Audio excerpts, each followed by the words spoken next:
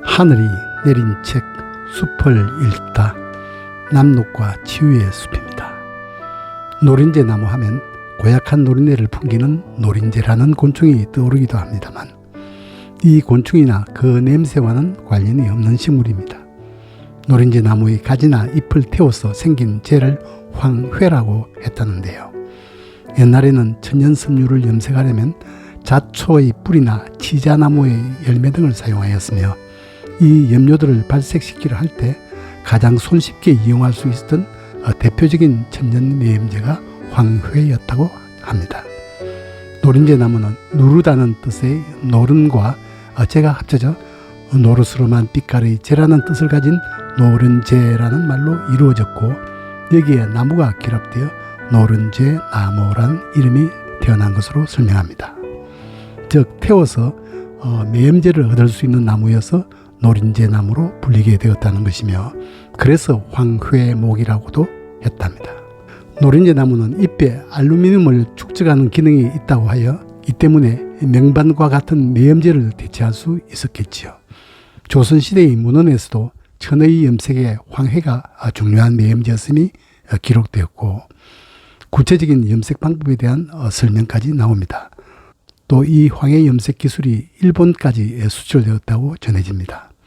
조선 때 죽청이란 스님이 절 건축비 마련을 위해서였는지 황해목으로 돈을 벌려 곽산에 와 있다는 기록이 나오는 것을 보아 이 나무가 돈벌이에도 꽤 유용했던 모양입니다. 염색할 때 명반 대신에 사용하므로 삼반이라고도 했답니다. 조선의 여러 문학작품에서도 삼반, 삼반화 등의 이름으로 나오며 중국명은 바이탄입니다. 노린재 나무는 우리나라 전국 산지에서 햇빛이 적당히 드는 곳이면 어느 곳에서나 다른 나무들과 잘 섞여 자라는데 일본이나 중국에도 분포합니다. 뿌리는 깊게 내리고 내음성과 내한성, 내근성, 내공해성도 강하며 2 내지 5m 정도의 작은 키로 자라는 갈잎들기 나무입니다. 뻗어오른 줄기 위쪽에서 많은 가지가 지그재그로 펼쳐져 마치 덮개라도 씌운 듯 독특한 형태를 이룹니다. 가까이에서 보면 줄기와 가지가 비틀려 있기도 하고 회갈색의 나무 껍질은 세로로 갈라지며 오래되면 조각으로 떨어져 나가기도 하여 나무 모양만 보고서도 노린재 나무임이 짐작되기도 합니다. 노린재 나무의 학명에서도 이러한 특징이 잘 드러나는데요. 종소명인 사와푸타키는 산골짜기를 덮을 듯한 덮개를 가진 나무라는 뜻입니다. 1993년 일본인 학자 나가마수가 붙인 일본어 이름인데 우리 발음으로는 택개목입니다. 속명 심플로코스는 그리스에서 온 말로 수많은 수술들이 꼬이거나 뒤엉켜 보이지만 아랫부분에서는 합쳐져 있음을 나타낸 것이라고도 합니다. 우리나라에서는 노린재 나무 속의 자생식물로 노린재 나무 외에 섬노린재 나무, 금노린재 나무, 검은재 나무, 사철 검은재 나무가 있습니다. 노린재 나무는 타원형의 끝이 짧고 뾰족한 잎이 어긋나기로 달리는데 가장자리에 날카로운 톱니가 있으며 녹색에서 노랑으로 물드는 단풍이 아름답습니다. 5월쯤 세 가지 끝에서 위로 향하는 하얀색의 꽃이 달립니다. 5개의 꽃받침과 5갈래 진 꽃잎 속에는 1개의 암술대 주위로 노란 꽃밥을 머리에 얹은 약 25개에서 40개를 넘나드는 수술들이 길게 뻗어올라 가까이서 보면 찬란한 햇살 무늬처럼 멀리서 보면 하얀 손뭉치처럼 보입니다. 조선시대의 무늬는 노린재 나무의 꽃이 눈처럼 희다고 하였고 어느 시인은 솜사탕 폴폴 솟는 달콤한 향내를 가진 나무라고 노래하였습니다. 은은한 향기를 풍기던 꽃이 진 뒤 9월쯤 되면 짙푸른색으로 익은 콩알만한 열매가 달립니다.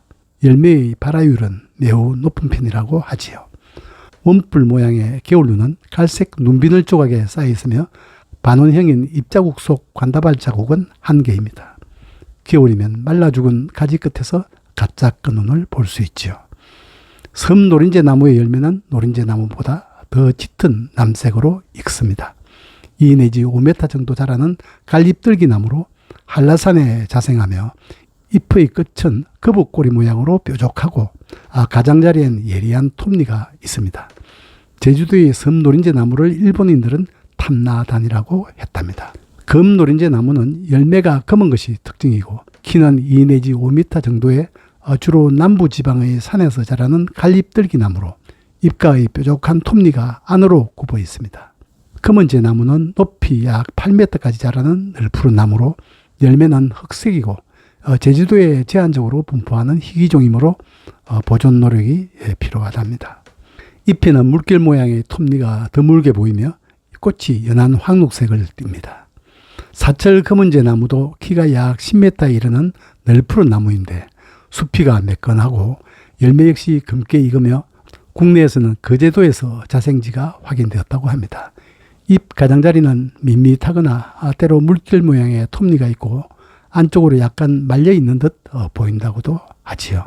흰 열매가 달린다는 흰 노린재 나무는 노린재 나무가 단순히 열매색만이 희게 변한 것으로 보았습니다. 노린재 나무의 줄기는 가늘지만 재질이 치밀하고 트거나 갈라지지 않으므로 지팡이나 도장을 만들 때 쓰였답니다. 노린재 나무 속 식물은 장염, 말라리아, 한센병의 민간요법에서 활용되어 왔다는데요. 잎의 추출물은 항산화 작용과 당뇨 억제 효과를 가지며 노화와 과도한 당분 섭취로 생기는 질병을 예방하거나 치료하는 약재로서의 개발도 기대된다고 하였습니다. 한의학에서는 가지와 잎을 화산반, 뿌리를 화산반근, 열매를 화산반과라 하여 열을 내리거나 소변이 잘 나가게 하며 지혈을 위해서도 달여 먹었다고 합니다. 영리한 나무는 문제를 풀지만 현명한 나무는 문제와 맞닥뜨림을 피한다고 하였던가요? 이 세상의 모든 나무들은 가능한 많은 빛을 얻기 위해 다른 나무보다 자신의 키를 훨씬 더 키우는 영리한 방법을 선택하였거나 아니면 작은 키로 자라면서도 적은 빛이 남아 최대로 활용할 수 있는 지혜로운 길을 찾았습니다. 노린재 나무는 작은 키로 많은 빛을 받을 수 있는 그의 에너지를 가장 효율화할 수 있도록 진화의 방향을 정한 나무입니다. 이 고유한 유전적 바탕에서 뿌리 내린 터전의 기후나 토양, 시간의 변화와 같은 다양한 환경에 자기의 모습을 반영하여 왔습니다. 햇빛을 향해 뻗어나던 줄기가 키높이 정도까지 오른 뒤엔 서로에게서 가장 멀어지게 그러면서도 가능하다면 햇빛에서 수평인 방향으로 가지를 펼치도록 하여 적은 빛이라도 최대로 붙을 수 있게끔 많은 나뭇잎을 달도록 하였습니다.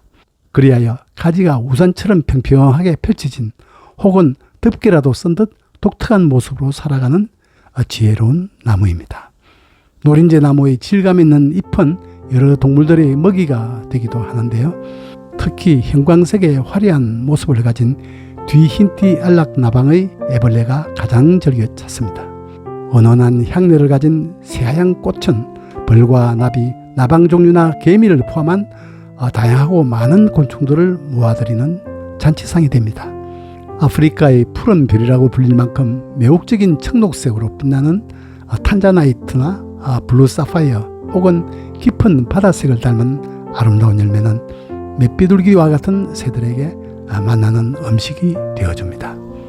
작지만 우아한 모습으로 또는 잎과 꽃, 열매의 아름다움, 자신의 삶을 통해 우리에게 편안함과 즐거움을 제공하며 식용으로, 약용으로서 주변의 많은 생명체와 공존하는 지혜를 모범적으로 보이는 노린재 나무를 바라보노라면 다른 이와 나누고 베풀면서 선하고 지혜롭게 살아가는 이웃을 만날 때처럼 깊은 감동과 함께 존경스러움을 느끼게 됩니다.